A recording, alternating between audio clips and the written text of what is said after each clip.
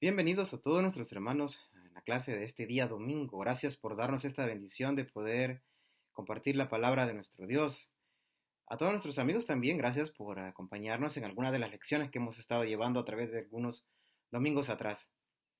Qué importante es poder reflexionar en la palabra de nuestro Padre Celestial. Un día como hoy, Cristo resucitó y un día como hoy nos da a usted y a mí la garantía de que por medio de esa resurrección tenemos la esperanza de vida eterna. Y qué mejor hacer algo en nuestras vidas para agradecer por ese sacrificio que Cristo hizo. Y esto es entregándonos en el estudio de la palabra de nuestro Padre Celestial. Hay muchas cosas que hemos estado aprendiendo y a través de los domingos anteriores hemos tomado lecciones que el apóstol Pablo escribe a nuestros hermanos en Colosenses. Una de las epístolas poderosas en la enseñanza práctica, pero también doctrinal. 4 epístolas fueron enviadas desde aquella posición en la que el apóstol Pablo se encontraba, preso. Estaba preso. Sin embargo, él envía poderosas palabras para poder dar enseñanzas muy importantes en el desarrollo de la iglesia del Señor en el primer siglo. Y que sus efectos son tan poderosos que ahora usted y yo también lo tenemos en nuestras manos. Y somos dichosos de poder tener el acceso a esa inspiración que el apóstol tuvo y que ahora son las palabras que la iglesia de Cristo posee para poder seguir en este camino.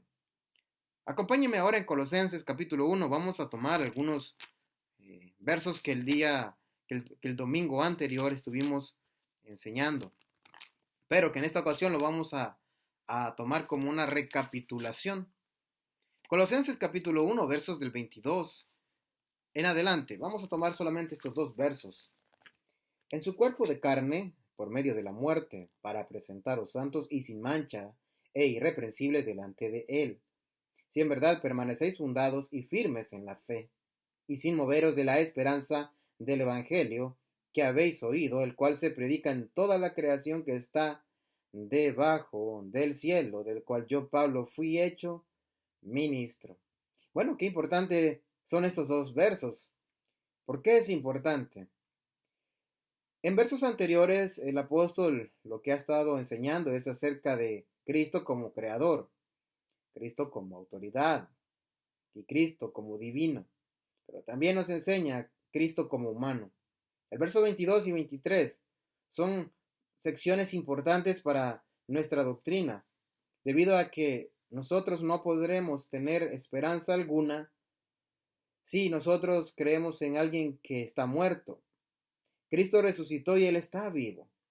Debido a esa vida que Él tiene, usted y yo tenemos esa esperanza de vida eterna.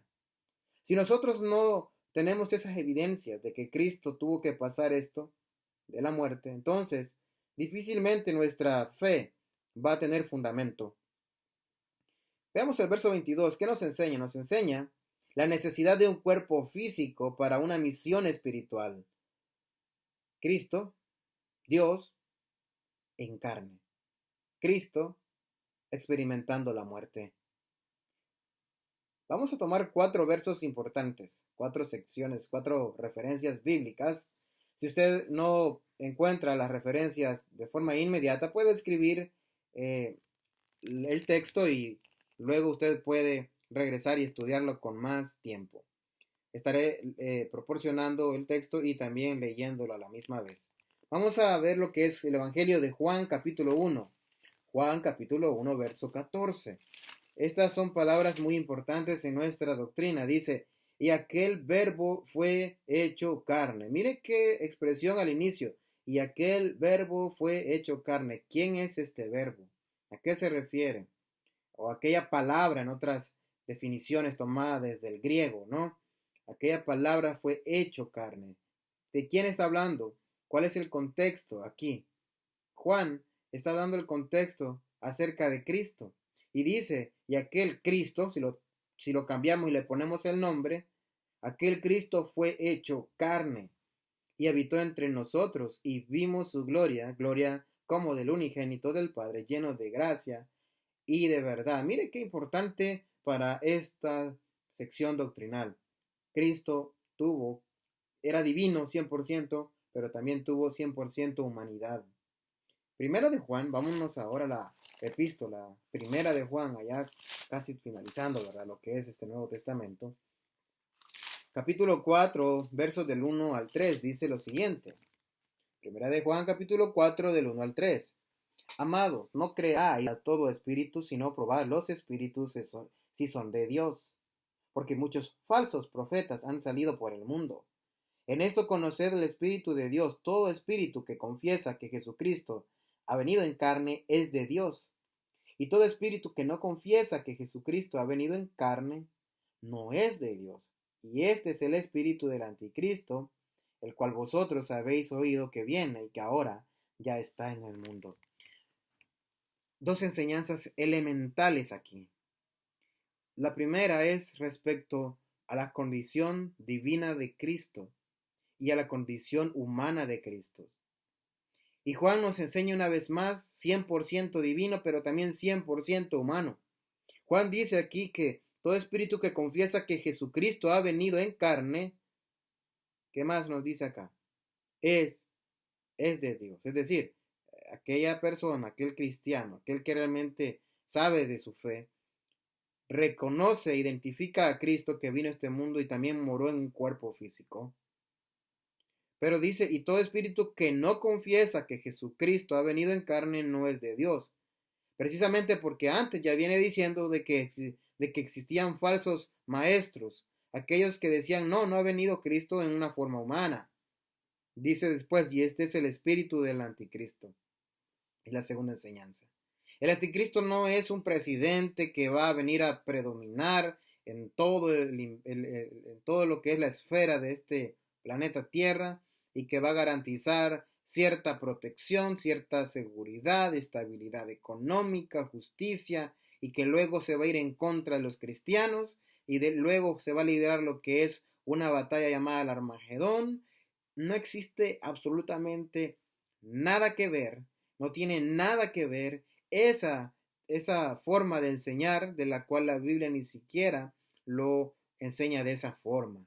El anticristo, según en este verso, en este contexto, es aquel que está en contra de la enseñanza que Cristo vino a este mundo en cuerpo físico también, que es aquella persona, aquel anticristo es aquella persona, aquel ser o aquellos sistemas que van en contra de tener un vínculo relacionado a Dios, esa unión con Dios, en reconocer de que Cristo vino a este mundo, en reconocer de que era 100% divino y 100% también humano, y que también resucitó. Entonces, cuando hay una diferencia de este tipo, entonces eso ya es ser un anticristo, está en contra de la enseñanza realmente de lo que la Escritura nos ha dejado para nuestro aprendizaje. Vea conmigo Hebreos capítulo 10, verso 5. Hebreos capítulo 10, verso 5 dice lo siguiente. Por lo cual entrando en el mundo, dice, sacrificio y ofrenda no quisiste, mas me preparaste cuerpo. Era importante la preparación de algo físico para que experimentara Cristo lo siguiente. Vea conmigo Lucas capítulo 9, verso 22. Lucas capítulo 9, verso 22. Esto también es parte de esta enseñanza que como cristianos nosotros tenemos.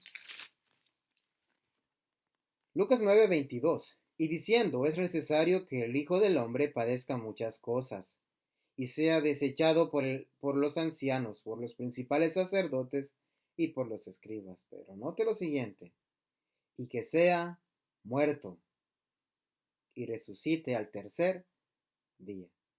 Para que Cristo pasara esos sufrimientos, para que Cristo pasara esa experiencia, algo iba a pasar luego de sufrir, y era la muerte. Cristo tuvo que pasar la muerte. Un día usted y yo vamos a enfrentarnos a esa gran realidad, morir.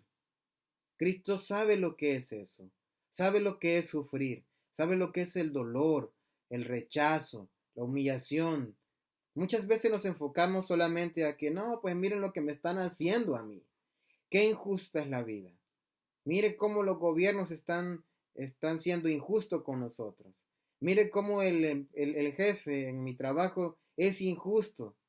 Mire, Cristo supo lo que es muchas cosas. Sabe lo que es muchas cosas.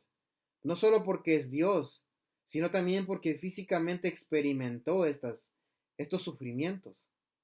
Pero Él dice que fue muerto y necesitó pasar en cuerpo físico todas estas cosas. Por eso Él nos entiende. Pero algo pasó después y fue que Él resucitó. Entonces eso nos garantiza a usted y a mí esa vida eterna. ¿Cómo está usted con Dios? ¿Cómo está usted con Cristo? ¿Cómo está usted en esa relación tan especial en el Espíritu Santo? Que nosotros sabemos que lo recibimos cuando fuimos bautizados. ¿Cómo está su relación? Nosotros vemos que hubo alguien que sufrió por usted, que hubo alguien que sufrió por mí. ¿Qué estamos dándole a Dios? Ya Cristo entregó su cuerpo físico, sufrió todo eso. Ahora, ¿qué hacemos nosotros? Esto es muy importante destacar, porque el cristiano necesita poder evaluar su vida y entregársela a Dios. Bueno, el verso 22 nos enseña la necesidad de un cuerpo físico. También nos enseña que sin su muerte, sin la muerte de Cristo, no pudo haber existido bendición. Vea conmigo Hebreos capítulo 9. Hebreos capítulo 9, verso 22, 9, 22. Y casi todo es purificado según la ley.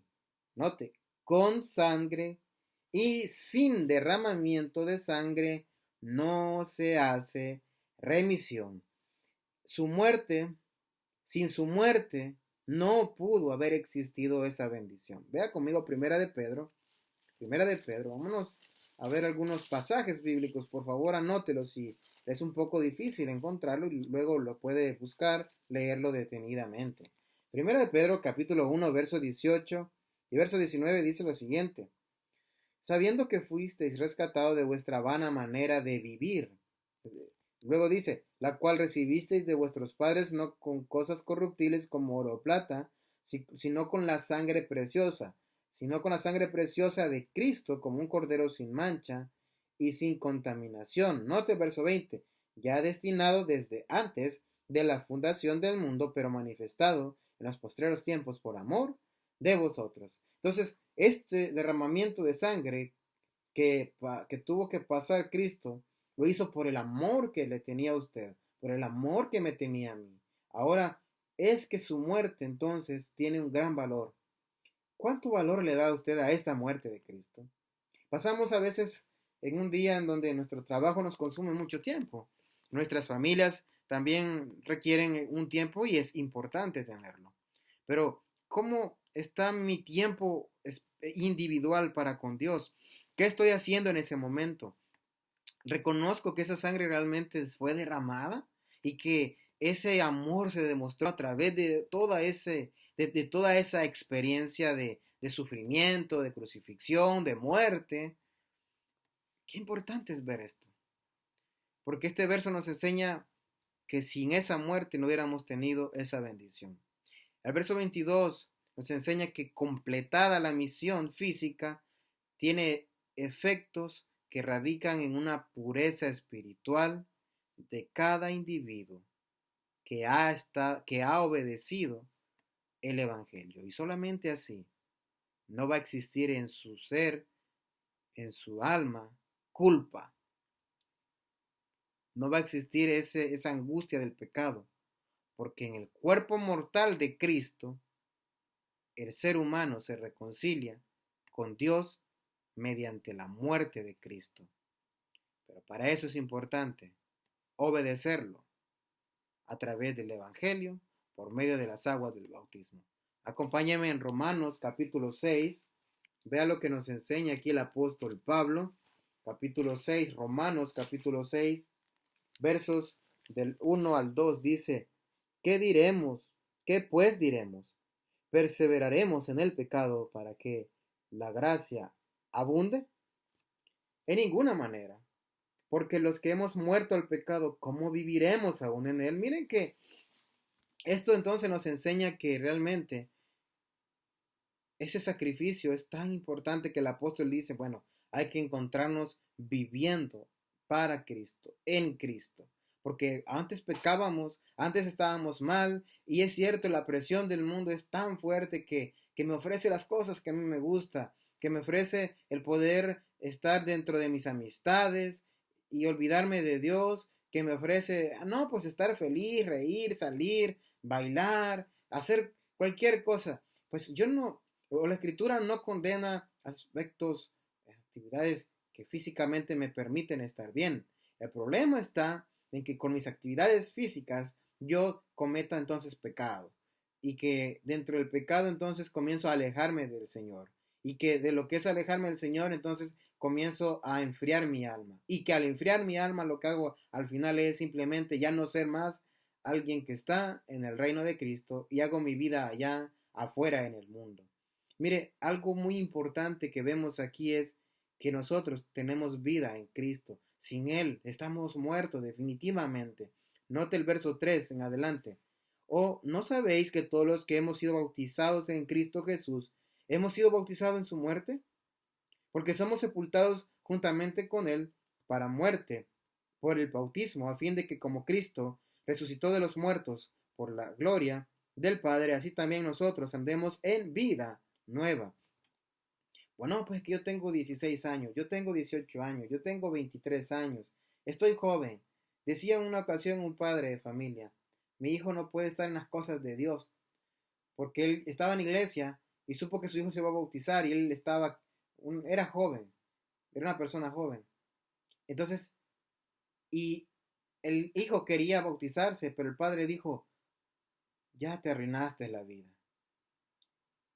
Eso realmente entonces es una falta de fe de parte del padre, una falta de amor por parte del padre, una falta de conocimiento bíblico por parte del padre, porque el hijo quería hacer las cosas bien, pero él le dice, ya arruinaste tu vida, porque para él la juventud era una etapa en donde hay que disfrutarla al máximo, hay que hacer lo que quiera, hay que darle rienda suelta al cuerpo, como dice el dicho, y ahorita no te dedicas a las cosas de Dios. Ya cuando te cases, sí, para que seas una buena persona. Eso es un gran error. Cuando nosotros dedicamos nuestras vidas a Dios, entonces nosotros estamos en esa vida nueva que aquí nos enseña el apóstol Pablo. Entonces, este verso 22, regresando a Colosenses, nos enseña también grandes cosas. Vea ahora en Colosenses, vamos a ir ahora en Colosenses, capítulo 2, versos 13 y 14. Sepultados con él en el bautismo, en el cual fuisteis también resucitados con él, mediante la fe en el poder de Dios, que le levantó de los muertos, y a vosotros estando muertos en pecados y en la incircuncisión de vuestra carne, os dio vida juntamente con él, perdonándonos todos los pecados. Entonces, esta sección de Colosenses 2, versos 13 y 14, por favor, si usted puede anotarlo, va de la mano con Romanos capítulo 6 del 1 en adelante, el cual ya leímos. ¿Por qué? Porque nos enseña que para que yo, para que usted, para que todos podamos tener el perdón de pecados, necesitamos ser bautizados por los mismos. Entonces, nos enseña de que para que también sea, para que ese bautismo tenga un efecto en nuestras vidas, enseña entonces que Cristo tuvo que haber muerto y que tuvo que haber sido sepultado y que tuvo que haber resucitado, cosa que sí lo hizo. De manera que si alguien entonces está enseñando de que Cristo no vino a este mundo de forma física, entonces es alguien que no realmente está siguiendo lo que la escritura muestra. Ya leímos primera de Juan, capítulo 4 del 1 al 3, que también confirma esa parte. Entonces, ahora, dice el verso, regresando a Colosenses 1, verso 22, dice, para presentarnos santos y sin manchas e irreprensibles delante de Él.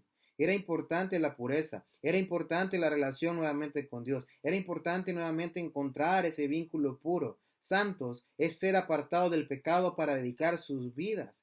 Cuando usted fue bautizado para el perdón de sus pecados, qué bien, excelente, no hay esa mancha ya. Pero por eso dice aquí, para presentarnos santos y sin mancha delante de Él, para entonces ahora sí poderme encontrar con esa tranquilidad, no voy a estar sucio, no me voy a encontrar incómodo, no voy a estar con esa preocupación de que quizás estoy bien vestido, estoy bien limpio, cuando, por ejemplo, usted va a algún lugar y que le requieren que vaya intachable, ¿verdad? Con una camisa excelente, con pantalones excelentes, caso de las señoritas, de las damas, con un vestido pues espectacular, que se miren, pero genial. Bueno, no se trata de eso, se trata de tenernos impecables en cuanto a nuestra alma, puros, santos, apartados para lo que es el servicio del Señor.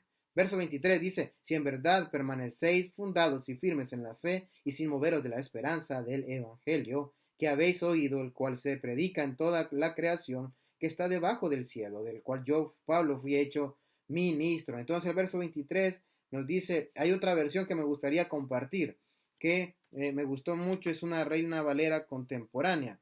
Es básicamente otra forma de decir el verso 23. Y dice lo siguiente, siempre y cuando en verdad permanezcan cimentados y firmes en la fe, inamovibles en la esperanza del Evangelio que han recibido, el cual se predica en toda la creación debajo del cielo, del cual yo, Pablo, he llegado a ser ministro. Entonces, nos está enseñando algunas realidades aquí. Uno es que la salvación o la redención es condicional. Dice el verso 23, sin moveros de la esperanza del Evangelio que habéis oído. Es decir, muchas personas dicen, yo ya soy salvo, ya soy salva porque Cristo ya vino y Él entregó su vida y Él es amor. Entonces, Él no va a dejar que mi alma se pierda en el tormento eterno, en el infierno, porque por eso Él vino, para entregar su vida. Pero el verso 23 nos enseña que ellos oyeron también. Y era importante destacar que para poder oír necesito también lo que es practicar. Bueno, en este versículo vemos también que la gracia está para todos, porque realmente nadie merecía ese regalo, ¿verdad? Sin embargo, está en el individuo obedecer y mantenerse en ello. La salvación es para el individuo que voluntariamente obedece y dedica su vida a ser fiel al Señor. Usted a lo mejor está en una etapa de crecimiento. Quizás hace poco se bautizó para el perdón de sus pecados. O a lo mejor usted tiene muchos años en la iglesia, pero hay momentos que no ha querido continuar haciendo las cosas como el Señor lo enseña. Bueno, aquí nos muestra algo. Hay una salvación que ya se la entregó cuando usted obedeció por las aguas del bautismo. Pero que también aparte de obedecer implica que yo me mantenga fiel ahí. En este versículo Pablo usa lo que es una ilustración tomada de la arquitectura, una casa bien cimentada.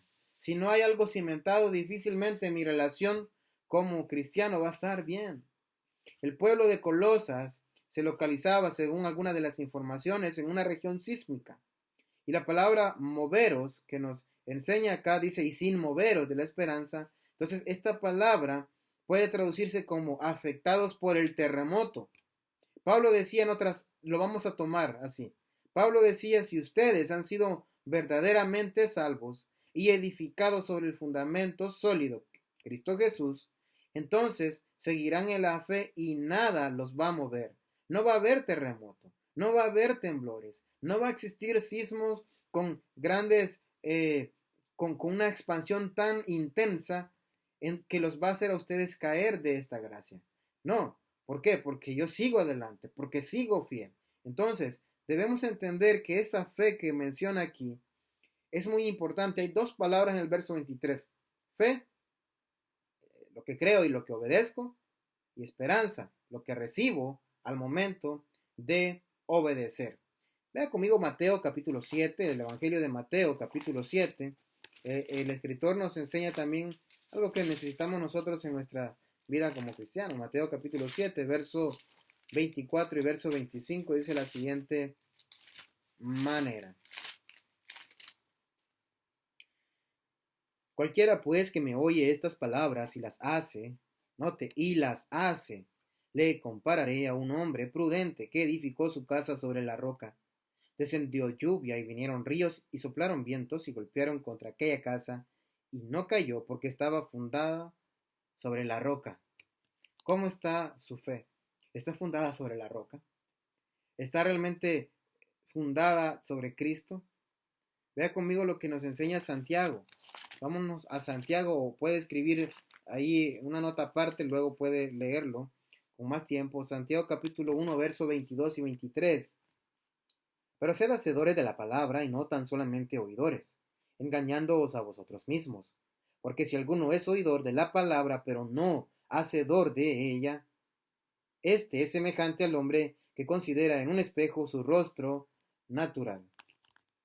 Es decir, esta palabra está para cumplirse, no solamente para observarla. Necesitamos hacer cambios en nuestras vidas por medio de la palabra. Nosotros estamos en un espejo, la palabra de Dios. Cuando usted se levanta y está por alistarse para ir a trabajar, estudiar o simplemente para iniciar el día en su hogar, muchas ocasiones llega al espejo y observa si hay algo sucio, si hay algo que hay que limpiar, si hay algo que hay que modificar, ¿no? Es decir, peinarse, en el caso de las damas, poder maquillarse, pues hacen algo para verse diferente, para cambiar a como estaba.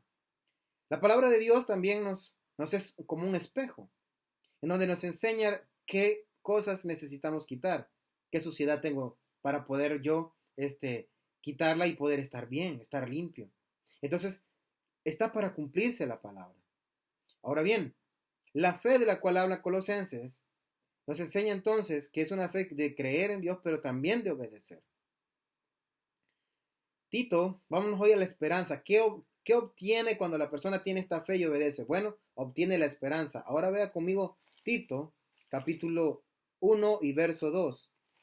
Tito, capítulo 1, verso 2. Dice de la siguiente manera: en la esperanza de la vida eterna, la cual Dios, que no miente, prometió desde antes del principio de los siglos. ¿Cuál es esa esperanza?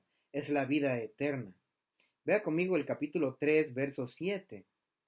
Para que justificados por su gracia, viniésemos a ser herederos conforme a la esperanza de la vida eterna. Entonces, la esperanza que nosotros recibimos es la vida eterna. Con la fe obedezco al Evangelio y con el Evangelio obtengo la esperanza. El escuchar el Evangelio de Cristo produce fe en la persona. Dice Colosenses, dice Romanos capítulo 10, verso 17. Así que la fe es por el oír y el oír la palabra de Dios. Hoy acompáñenme lo que dice Colosenses capítulo 1, verso 5 y verso 6. A causa de la esperanza que os está guardada en los cielos, vida eterna, de la cual ya habéis oído por la palabra verdadera del Evangelio, que ha llegado hasta vosotros, así como a todo el mundo, y lleva fruto y crece también en vosotros, desde el día que oísteis y conocisteis la gracia de Dios en verdad. Estas personas en Colosas escucharon la predicación del Evangelio, pero también le dieron obediencia, porque tuvieron esa fe. Tuvieron la fe, obedecieron y obtuvieron una esperanza. ¿Cuál es esa esperanza? Es la que está guardada en los cielos, la vida eterna. Entonces, regresando a Colosenses 1, 22 y 23, tenemos nosotros algo muy importante, dice, el cual se predica en toda la creación. Miren el gran elevado compromiso que el cristiano tiene, y esto es predicar el Evangelio, porque así como fuimos salvos nosotros, también necesitamos que los demás conozcan cómo llegar a ser salvos. Que está debajo del cielo. Se refiere en este caso a todo aquel mundo conocido en aquel entonces, aquella humanidad que en aquel entonces se encontraba. Sabemos que obviamente la esfera para aquellos años todavía no estaba pues completa, llena como ahora en día, ¿no? En todos los países, en toda la tierra. Pero en aquel mundo conocido de aquel entonces, se había expandido el evangelio, del cual Pablo yo fui hecho ministro, dice. Entonces, ministro, básicamente el apóstol cuando dice ministro aquí, es un apóstol, claro, pero también nos enseña que la palabra ministro también tiene una connotación de poder llegar a ser, bueno, la palabra griega aquí es diácono, Cuando él dice ministro, la palabra griega es diácono. Entonces, un diácono, si lo hablamos según esa parte, es aquel también que sirve enseñando, predicando. Tiene otras funciones, claro, pero que son más elementales a su rol como diácono. Pero en este caso, cuando dice aquí fui hecho ministro, es decir, fui hecho para servir también enseñando y predicando el Evangelio. Entonces, él se sentía gozoso de eso. Él se sentía feliz de haber sido escogido. Él se sentía agradado con Dios por haber sido parte de lo que es ser un ministro para esto. Dice el verso 24, ahora me gozo en lo que padezco por vosotros y cumplo en mi carne, note, lo que falta de las aflicciones de Cristo, por su cuerpo que es la iglesia, de la cual fui hecho ministro, según la administración de Dios que me fue dada para con vosotros, para que anuncie cumplidamente la palabra de Dios. En otras palabras, Pablo lo que hace es administrar este servicio de predicación también, de poder expandir el Evangelio, de poder ir más allá. Estaba escuchando lo que era la clase que también nuestro hermano José Sosa dio acerca de la parte de los dones que existían en la iglesia, pero tomé una sección de Efesios capítulo 4 en la que enseña también el punto, ¿verdad? De que se necesita aquellos maestros, se necesita aquellos pastores, se necesita aquellos que también están sirviendo, ¿verdad? Predicando. Entonces, nosotros necesitamos entender algo. La función de un cristiano se enfoca en poder expander el Evangelio. Se enfoca en poder predicar a las personas. Se enfoca en poder llevar ese mensaje que a usted le hizo salvo y a mí. Porque ellos no lo conocen. Y no tenemos nosotros por qué juzgar o condenar a las personas. Al contrario, lo que necesitamos nosotros es tener la misma fuerza que Cristo tuvo de ir y predicar. La misma fuerza que el apóstol Pablo tuvo ir y predicar. La misma fuerza que Pedro tuvo cuando se paró en Hechos capítulo 2, predicar el Evangelio. Cuando hacemos esto, nos vamos a gozar más. Vamos a sufrir lo que venga. Vamos a experimentar ciertas experiencias malas, negativas por parte de cosas alrededor. Pero nunca va a afectar nuestro espíritu. Nunca va a afectar nuestro corazón. Nunca va a afectar nuestra mente, nuestra alma y la intención de hacer las cosas bien, porque sabemos que ese evangelio a mí y a usted nos hizo salvos.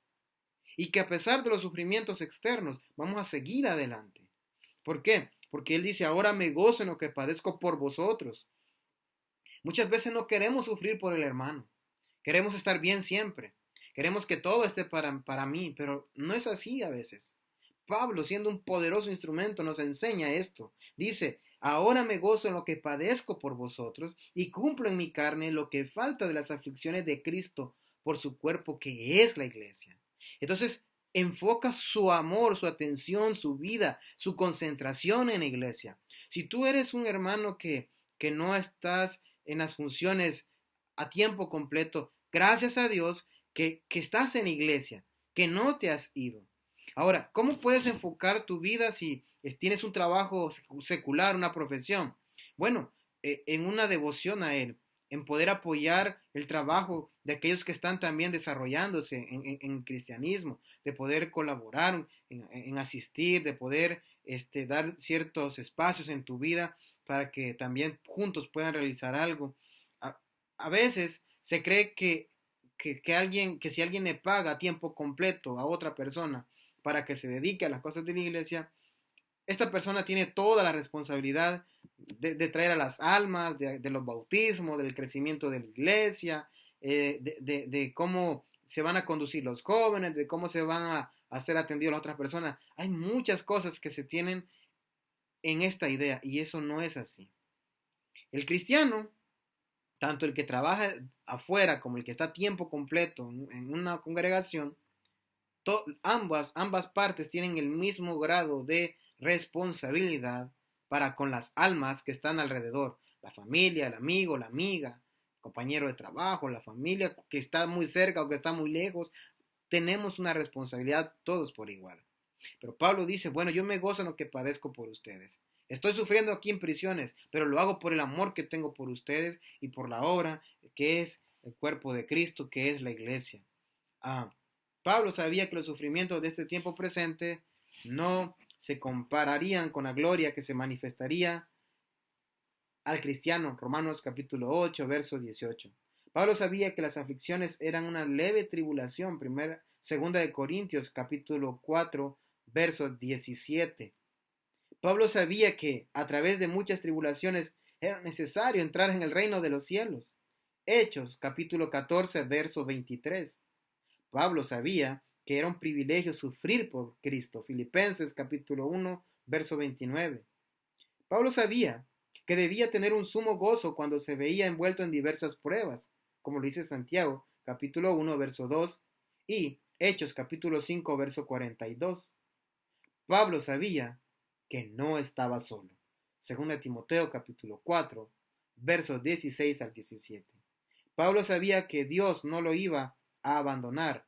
Hebreos 13:5, Juan capítulo 16, verso 33 y primera de Juan 4:4. Todo esto lo sabía Pablo y por esto se gozaba en las tribulaciones. Y por eso él dice, y cumplo en mi carne lo que falta de las aflicciones de Cristo. Pablo sabía que todavía faltaba más por experimentar. Otras aflicciones más se añadirían en la vida de él. Pablo estaba consciente de que seguir a Cristo no era fácil, según Timoteo 3:12. ¿Por qué? Por su cuerpo, es decir, por la iglesia de Cristo. El cuerpo es la iglesia y Cristo es la cabeza de la iglesia, como lo dice en Colosenses 1:18, el cual ya lo vimos y que tiene la referencia en Efesios capítulo 1, verso 22 y capítulo 5, verso 23 de Efesios. ¿Por qué? Porque la iglesia pertenece a Cristo. Mateo capítulo 16, verso 18. Cristo compró la iglesia con su sangre. Hechos capítulo 20, verso 28. De manera que la iglesia es el cuerpo. El cuerpo se llama la iglesia de Cristo. Romanos capítulo 16, verso 16. La iglesia es un reino que nunca será destruido. Si usted se recuerda las profecías de Daniel capítulo 2, verso 44, Daniel 2, 44, la iglesia es un reino que nunca será destruido. Hebreos capítulo 12, verso 28. Para que el hombre sea salvo, debe formar parte de este cuerpo glorioso, de este cuerpo de Cristo, la iglesia de Cristo. Y todo lo que se realizó lo podemos ver ahí en esa escritura en Hechos capítulo 2, verso 41, verso 47, Efesios capítulo 5, verso 23. Es que realmente cuando el ser humano entrega su vida a la obediencia al Evangelio por medio del bautismo, entonces va a ser parte de esa iglesia que va a mantenerse sin mancha, sin arruga, para poder ser puesta eternamente con el Señor. La iglesia, el reino de Cristo, tuvo su inicio en el día de Pentecostés, allí en Hechos capítulo 2. Y por todo esto, Pablo sufría por la iglesia de Cristo, porque sabía que no se limitaba a algo físico, porque sabía que no estaba realmente obteniendo nada material en este mundo. Sabía que iba eternamente con él. Por eso él dice, verso 25, de la cual fui hecho ministro según la administración de Dios que me fue dada para con vosotros, para que anuncie cumplidamente la palabra de Dios, de la cual fui hecho ministro, dice él. Pablo era un ministro de la iglesia y su misión fue predicar a los gentiles. Si usted se recuerda en Hechos 26, del 14 al 18. Y esa voluntad fue por parte de Dios. Y la obediencia del Evangelio de Cristo, por esa obediencia al Evangelio de Cristo, Pablo fue hecho ministro. Pablo obedeció al Evangelio que predicaba también. Es decir, Pablo enseñaba lo que él aprendió. Hechos 22, 16. Y él dice, según la administración de Dios que me fue dada para con vosotros. A Pablo se le fue dado el privilegio de administrar el Evangelio para poder presentarlos a los gentiles. Pablo administraba el mensaje de salvación, lo cual también implica que se le había encomendado una misión Y esta misión consistía en predicar este evangelio a toda criatura, como allá Cristo nos dice en Mateo capítulo 16, verso 15. La palabra administración también viene de la palabra que conocemos como dispensación, que es oikonomía, y esta es la misma palabra que aparece en Efesios 1:10 como lo que es dispensación, con el objeto de cumplir, de completar, de llenar las cosas. Por eso dice en el mismo verso 25, para que anuncie cumplidamente la palabra de Dios. Esto significa que predicar o cumplir era importante para el apóstol Pablo porque era una misión que le fue encomendada. La palabra cumplidamente nosotros vemos que denota estar lleno. Entonces, anunciar cumplidamente la palabra de Dios es predicarle fielmente. Miren que hay muchos mensajes, hay muchos que enseñan acerca del Señor. ¿Está mal que lo hagan? Bueno, no está mal que busque el ser humano acercarse a Dios. El problema existe cuando yo quiero cambiar lo que la Escritura enseña. O lo pongo con mis opiniones solamente. O creo que tal vez esto va a beneficiar a la iglesia. Voy a predicar y voy a enseñar esto.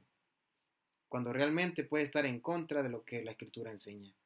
Entonces, anunciar cumplidamente la palabra de Dios es predicarle fielmente y no quitarle, no añadirle tampoco nada. Para esto puede usted ver los pasajes como Apocalipsis, capítulo 22, versos 18 al 19, Deuteronomio, capítulo 4, verso 2, y Proverbios, capítulo 30, verso 6. También, predicar cumplidamente significa no pervertir el evangelio de Cristo.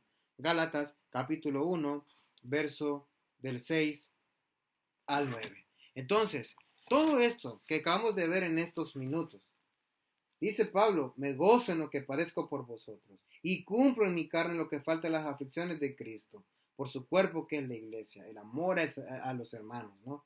De la cual fui hecho ministro, estuve puesto para poder predicar a los gentiles, según la administración de Dios que me fue dada para con vosotros, tener en cuenta esta misión, seguir adelante, esta encomienda que a mí me dio, para que anuncie cumplidamente la palabra de Dios, para que pueda yo ser fiel a esta enseñanza, para que no le añada, para que no le quite, para que no predique mis pensamientos, sino para predicar el evangelio puro y santo de Cristo. De manera que estos 4 versos nos enseñan muchas cosas. Y Dios va a bendecir sus vidas cuando nosotros, cuando usted y yo estemos en ese vínculo con Él, a través del conocimiento de la Escritura. De manera que usted, querido amigo o amiga, posiblemente ha tenido algunas diferentes opiniones, ha escuchado diferentes ideas de cómo llegar a ser salvo. La Escritura nos enseña claramente que el ser humano puede obtener una salvación a través del Evangelio y que ese Evangelio básicamente es a través del bautismo. De manera que le invitamos a que pueda a escribirnos y nosotros con todo gusto le vamos a proveer información. Y así de esta manera usted obtener la salvación a través de lo que es el bautismo para el perdón de sus pecados. A todos nuestros hermanos, por favor, continuemos estudiando, creciendo en este conocimiento, y usted si ha estado retirado por un tiempo y no ha estado funcionando en el reino con esos talentos que Dios ha puesto en su vida, no deje ir lo que Dios le ha dado. Así que Dios le bendiga y bendiga también su palabra.